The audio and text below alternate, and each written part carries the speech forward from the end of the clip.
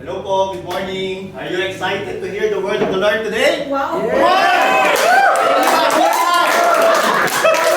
By the way, I'm Julius. I'm one of the Victory Group leader here in our church and part of admin team. And allow to introduce my wife, who's beautiful, the love of my life. And allow ko nyo, let me show you as well yung picture ng aming VG. This picture were taken last February sa Tagaytay. We have a couple's day. And I'm really blessed how God really blessed and grow yung Victory Group namin. That is why last March, we have a special date sa aming intern, sila Kuya Mario and Ate Agnes. And really we wanted to empower them to be the next Victory Group leader, and they say yes and amen. You know, church, last August, the day before our leaders' convergence, Kuya Mario passed away. And I still remember the night when we heard it, agad kami nitin sa hospital, knowing that Kuya Mario is in the ICU. Niyakap agad namin si Ate Agnes and really cried out, Lord, will you heal Kuya Mario? Will you extend his life? With expectant heart, we're praying for that. You know, church, God's plan is different. And I think I still remember the face of Ate Agnes. From the face of expecting ka na gagaling. From the face of sadness, the face of loneliness, as if like God turned His face on them. Especially right now, nakaka-Victory Group leader lang nila. Totoo po kaya ba ang kanta ni Gary B na tutulog ba ang Diyos? Tutulog ba? And I remember a similar scene in the Bible, in the book of Matthew, which is our text for today. It is found in Matthew 27, verse 46, and it says, it's about a 9th hour that Jesus cried out, Eli, Eli sabachthani, which means, my God, why have you forsaken me?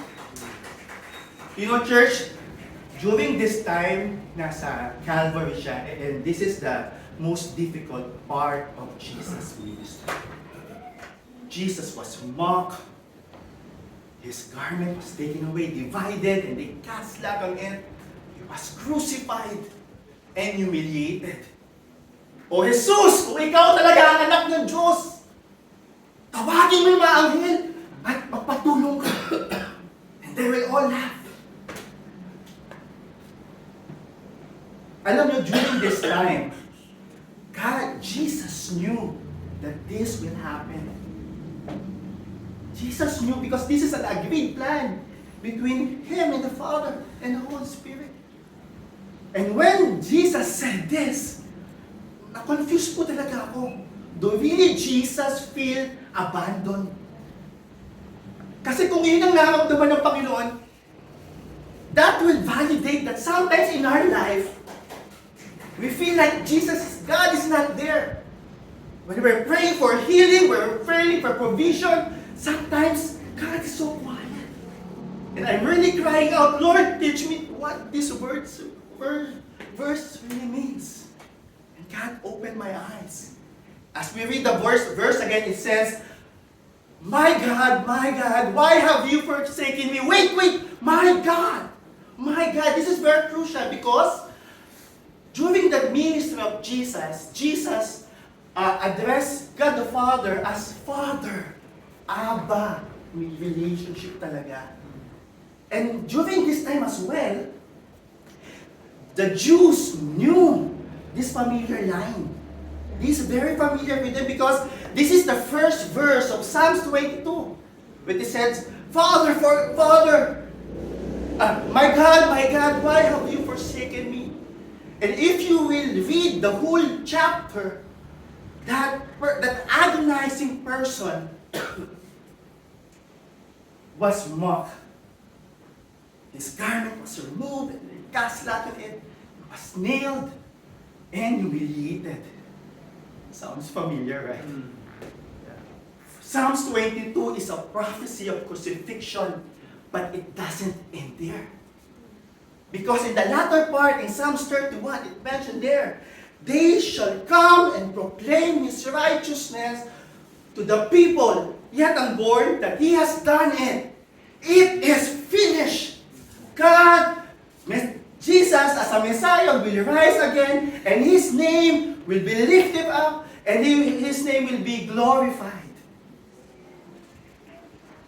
Kaya naiintindihan ko to, I realized that when Jesus like saying that, my God, why have you forsaken me? It's not like looking upstairs. It's like looking every one of us.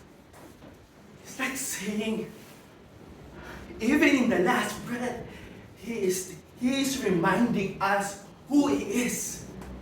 He is our Savior. He is the Messiah.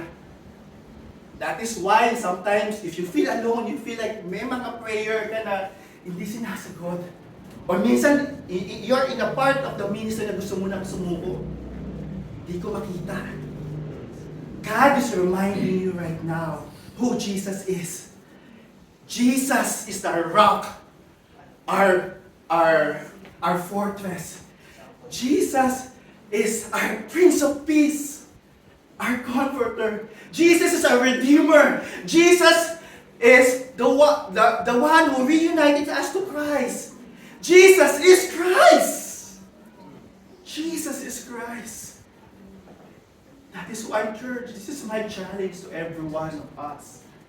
When we share the gospel, let's not share it in the bargain of salvation. But na para yung nag-o-offer tayo ng bagay na cheap. But yes, eternal life is important. Eternal life is very important. But more important is we need to point them to God. When we share the gospel, let not just share it in the bargain of eternal life, but rather who Jesus is. Share who Jesus is. And there will be changes. There will be a repentant heart. And they will follow Jesus. If you're the person right now that alam mo mayroon kayong maliit na tampo kay Lord, maybe you have a prayer that parang hindi ka sinagot. Maybe you're praying for healing, hindi siya nangyari. Maybe yung time na, Lord, ina-expect kita na ikaw gagalaw, and all of a sudden, wala. I want to minister to you right now. If you are that person, I would like to pray for you. If you are that person, can I ask you to raise your hand? I will not finish this day not to minister to you. Raise your hand. Let's pray. Heavenly Father, thank you, Father, for you reminding us what you did in the cross. That even in the last moment, you are telling us, even in the dying moment, you are telling us who you are. That is why, Lord God, we have confidence in you, Panginoon. Lord God, kung meron kami mga kasama dito, Lord God, their faith is really, Lord, next to struggle. Will you increase their faith? Will you comfort them? Knowing who you are is enough. Thank you, Father. Purihin ka, Panginoon. May we share the gospel by declaring who you are and you are Lord, and you alone. In Jesus' name we pray. Amen.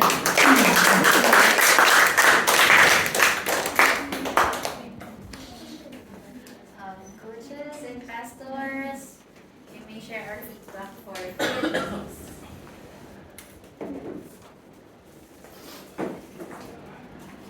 Kuya na speechless sila.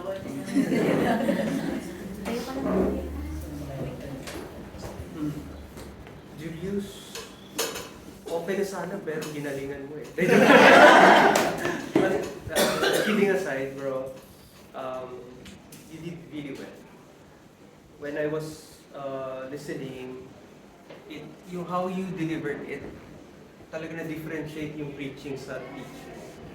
Na-differentiate yung this merely parang lecture sa preaching. Kasi yun talaga ang preaching eh.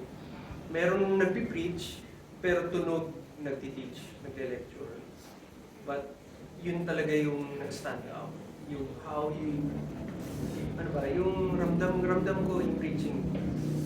And that's a hard text to pitch. Tapos sabay 10 minutes pa. That's why you did good. Tapos tama yung ginawa mo, dyan mo siya in to really yung it is done, it's finished, and yung sinabi ni Jesus na my God, tama yun, tinahi mo siya sa Psalm 22 because yun talaga yung context. And at the same time, you were able to minister. Ang galing nga, that's parang, okay na, gusto ko mataas ng kamay kanina. Very ministerial. So, ang galing bro. So, yun lang, ang galing.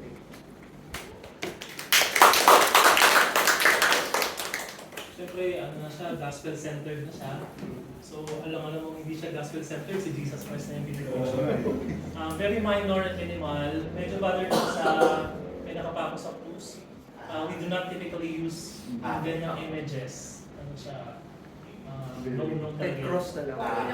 Okay lang yung cross kasi nandun tayo sa burial resurrection. Okay? Pero ako, I would have wanted my non-Christian friends to hear this message. Mag-invite ako kung ganyan. Siguro lang ako, baka may na-miss lang ulit ako baka lang, ang address kasi ay, naka-address din ba siya sa unbelievers? Yung mo Address, actually, siya na-address po dun sa dito sa Dito. Opo, sa context na ito. Pagka ganun kuya, ano lang, dagdagan mo din. So, puro pag 10-minute preaching. Of course, engaging and in line with the text. May nakanote ako na yung overall structure is very clear. Yeah. Parang kaya ko siyang maalala. Even after 3 days, maalala ko na yun yung pagka-structure. Tapos, sobrang na-appreciate ko Kuya Julius yung dynamics ng voice inflection.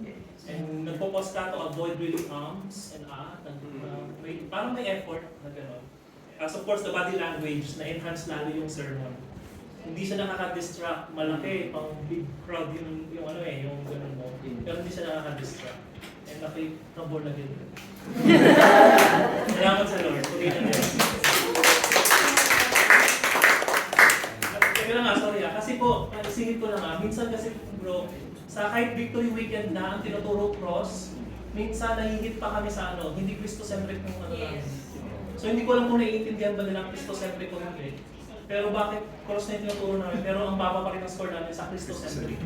Pero upon hearing you, bro, wala umpisa hanggang dulo. Yan lang. So yung introduction lang, medyo 2 minutes, tatay mo ko, sobra sa 2 minutes.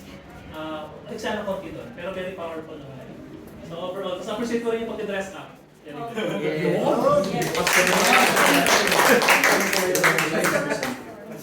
Kasi puro Jesus na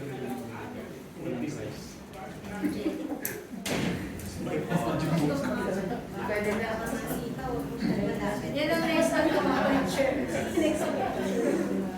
Alright, meron ako po. Ako, ano lang, very short, yung mastering ni Kuya Julius mo sa public na. Without the notes and then, tuloy-tuloy lang sa buhay. Galing. Very good. Okay sa akin. Kuya, anong archive mo sa memorization?